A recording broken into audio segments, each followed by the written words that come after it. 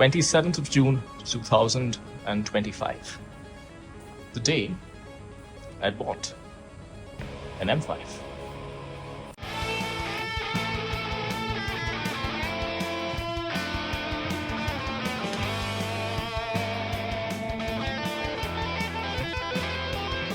Yeah, the shirt, well, I just did it for fun. I'm not much of a believer in cults, but yeah, there it is. It's the car.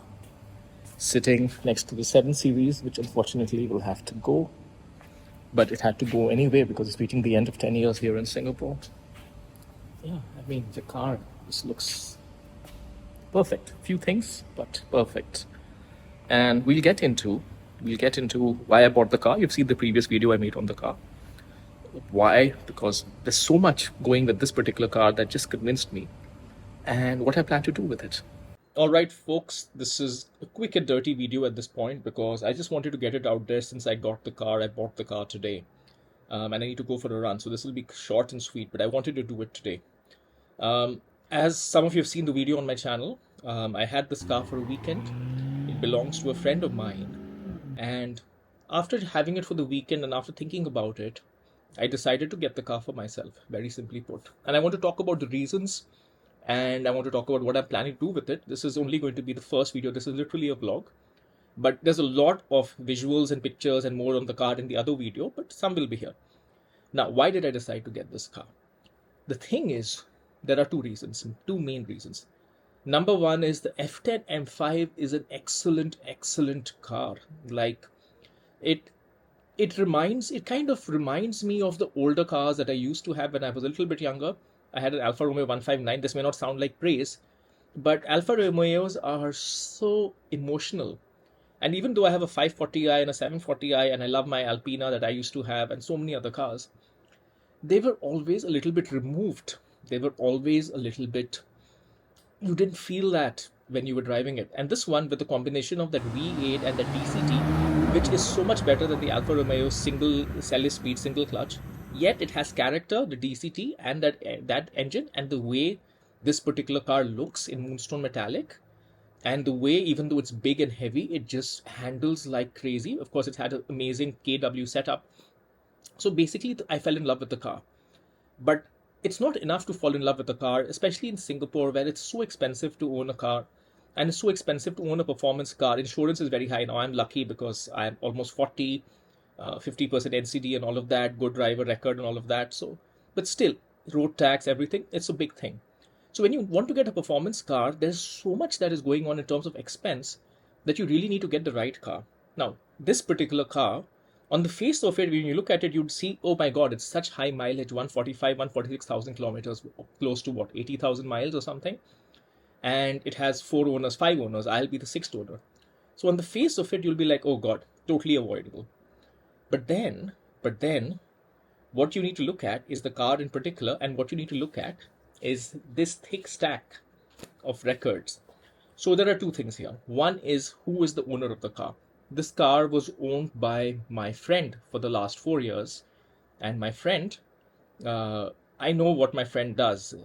He's a CEO of I won't say anything more about him for his privacy, but he's a CEO of a company that you've heard of. So there's that. He is a very, very responsible citizen, to say the least. And he takes really good care of his cars, and he has the resources to take good care of his cars. So there's that. So I know that the previous owner is not a boy racer trying to just, destroy a car and have no mechanical sympathy. This is a responsible adult who owns this car and who's owned it and taken such amazing care of it. And he's taken such amazing care of it that I have all the records of everything he's done. And here's the important bit. He's done everything because he's not someone who's cut for half measures. So he's gotten the engine redone because the F10 M5, we know there are rod bearings. We know that if you don't take correct, because it has a hot wheel design, there are all sorts of issues that can happen to it. So this car, basically, all the records in this thick M envelope folder, he's done the engine. So there's nothing that needs to be done on the engine. He's done the DCT. Nothing needs to be done on the DCT. He's done a lot of cosmetic stuff like roof lining. Nothing needs to be done. He's replaced the air conditioning. Nothing needs to be done. He has changed the he's got new tires done on it just like 8 months ago. The most expensive tires, the right tires that you would get for this Michelin Pilot Sport 4S. He's not gone cheaped out and got some cheaper brands, saving $200 here, $300 there. So it struck me that I would not come across a performance car with such immaculate records and such good high quality work done to it from a BMW M specialist workshop. And it's all so transparent, it's all here. So there's that. Like, I looked at it, I maybe I'll show you some flashes of what all it is, and maybe I'll do a quick of the receipts. It's crazy. So you need that, because the moment you buy a performance car in Singapore that doesn't have history, man, please budget a good amount of money, 10, 15, 20, especially if you're talking about such expensive cars, which when they were new, please budget a good amount of money to take care of it. So there's that. I had the confidence that this car has been driven. I don't know how it was driven in the first 10 years, because I don't know how the first owner or the first owners, but I do know the owner of the last 4 years, and it's immaculate, and he's got such immaculate records. So that was a big part in convincing me, right? And then there were two or three other considerations which didn't convince me. Actually, I could say they were on the side of not convincing me, because there were three things I was concerned about. I was concerned of the fact that it had KW coilovers. I'm not a coilovers guy. I'm a stock guy. Do note at this point that these coilovers were new. They were professionally installed and professionally tuned by a BMW M specialist. But yeah, I wasn't into coilovers. I generally like stock stuff. I was concerned that it had these aftermarket wheels. Then I was concerned that it had what was it? What was I going to say? All this carbon inside, which I don't really like. But then two or three things struck me. Number one, the coilovers are just, after driving the car, it is just such a good setup, and I have a lot of experience with BMW ride handling setups. A lot of experience. So the combination of relative comfort. It's still a comfortable car, and precise, sharp handling. Yeah, I used to have a 6 Series Grand Coupe, and that was a bit of a barge based on the same F10 F06 platform. This thing is sharp even though it's heavy, so there's something good going on there. And honestly, I'm not going to revert it back to stock because it's just so good. I'm fearful that if I revert it back to stock, I'll lose that agility that the car has right now. So that's one thing. On the wheels, in pictures I hate them, in real life I like them. And yeah, so I'm like, okay, I can live with the wheels. It's not something that's making me buy the car, but I can totally see why it kind of works. The aesthetic works. So I was like, yeah, I can live with it. I can probably replace it. These are very expensive wheels. And then again, going back to the parts in this car, there are no half measures here. Everything is expensive. The wheels are really expensive. It has a proper, authentic Krapovic exhaust with certificate. In Singapore, you need a certificate for a performance exhaust, and you need to have records for it. You can't just buy anything off the shelf. It needs to be approved by the authorities. So all of that is there. So basically, this is one car that has had a lot of love, a lot of attention, and a lot of money, honestly, thrown at it, just to make sure that its upkeep has been perfect, and it has some modifications which are not what I would have personally done, but few I can live with, and others, if I can't live with them, it's easily reversible. I can easily reverse it to the standard springs, the adaptive dampers rather, if I wanted to. I can easily swap back the wheels to the standard M style wheels, which are very easily available. But I'm actually liking it. I'm actually liking it. So yeah, so that's the reason why I got this. I'm gonna call this car Project Zeus, because those wheels, they really look like thunderbolts.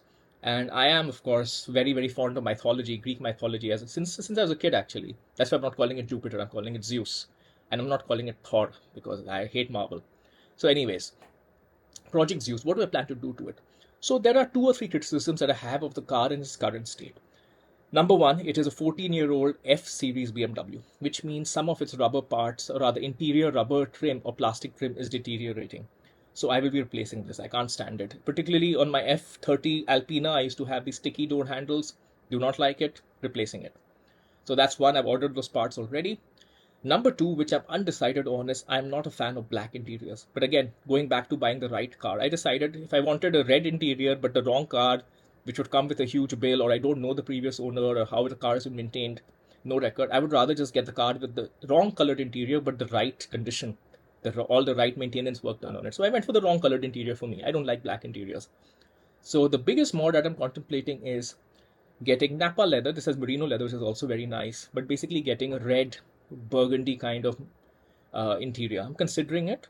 I haven't thought about whether I want to do that or I want to just leave it stock, or maybe get a little bit of a conditioning done on the leather. The back seats are perfect. The front seats, the driver's seat could use a little bit of attention. So there's that.